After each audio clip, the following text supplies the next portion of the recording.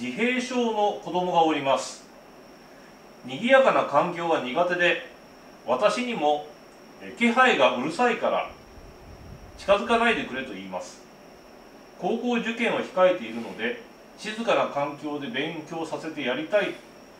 と思うのですが、狭い家で物理的に離れることは難しいですし、私もちゃんとやっているのか心配で、ついつい視線を送ってしまいます。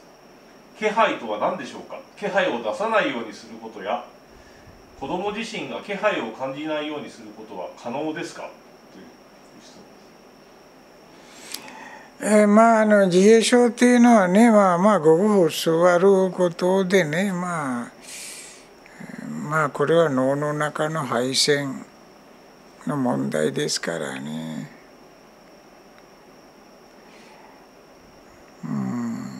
余計なことを考えないで現実の状況を見て、それなりに合わせてみてください。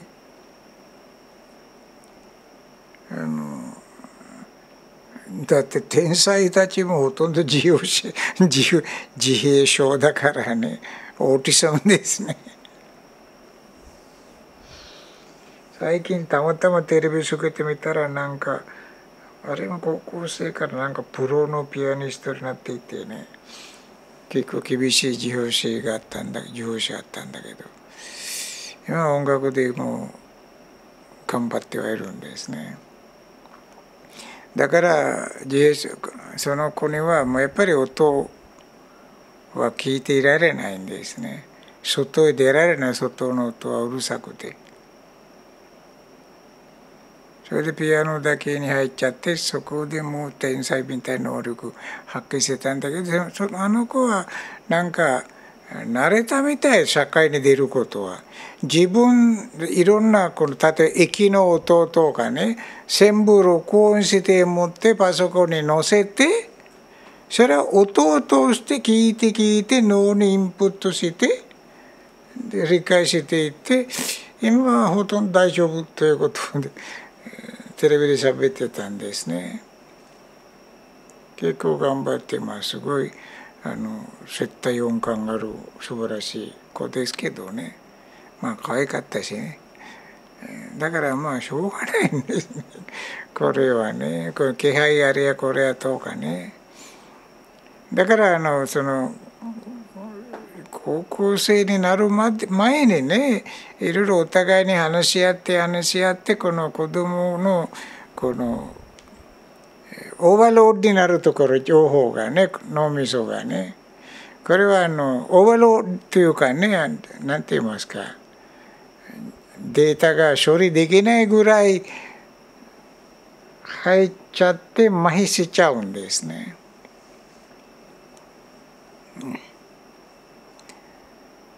だからそこら辺大体ちっちゃい時から頑張った方がよかったんだけど、今更はっていうことないんですけど、よくよくお互い話し合って理解して、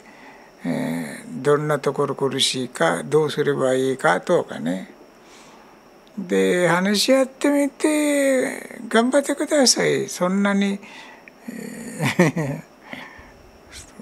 大変なことではないんですね。結局はそういう子供がいることを親にも素晴らしく勉強できるんですね。いろんなことをね。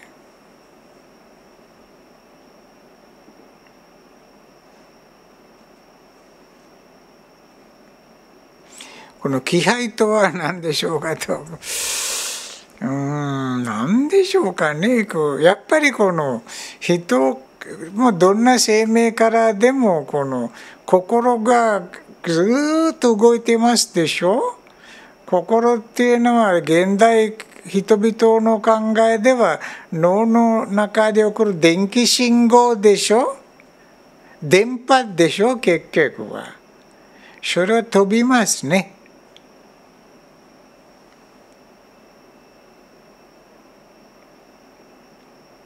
だから人がいるとなんとなくわかるんですね。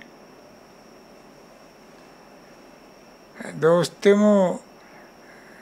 電波出してるんですね。携帯のあれをオフできますけど、人間に自分の心の機能一時停止することできんだから、サイレントモードにすることできんだからね。気配っていうのはまあおそらくそういうことでしょうね。だから我々も気配は感じているんだからね。だからあなたは親としてね、いつでも優しい心、優しい気配を作って昇進してください。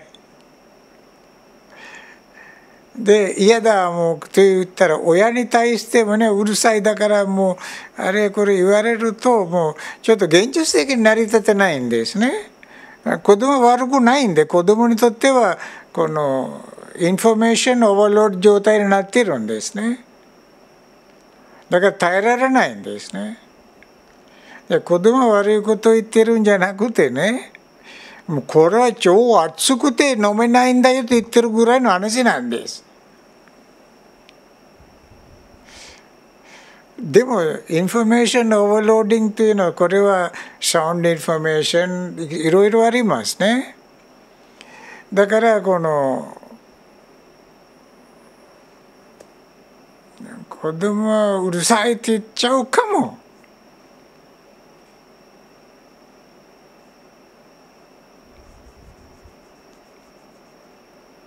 だから両親が密かにドブネズミのように気配感じないようにいるっていう、これは意味がないんです。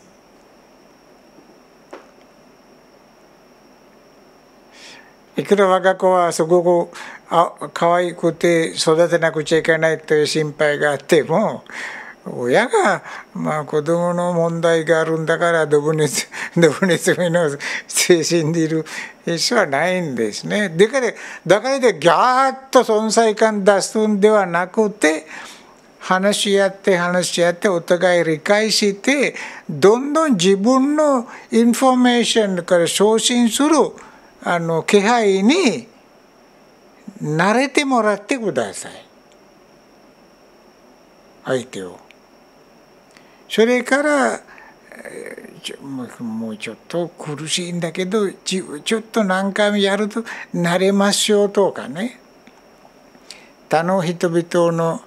気配にも慣れるようにしていく。で気配とは心が昇進するこの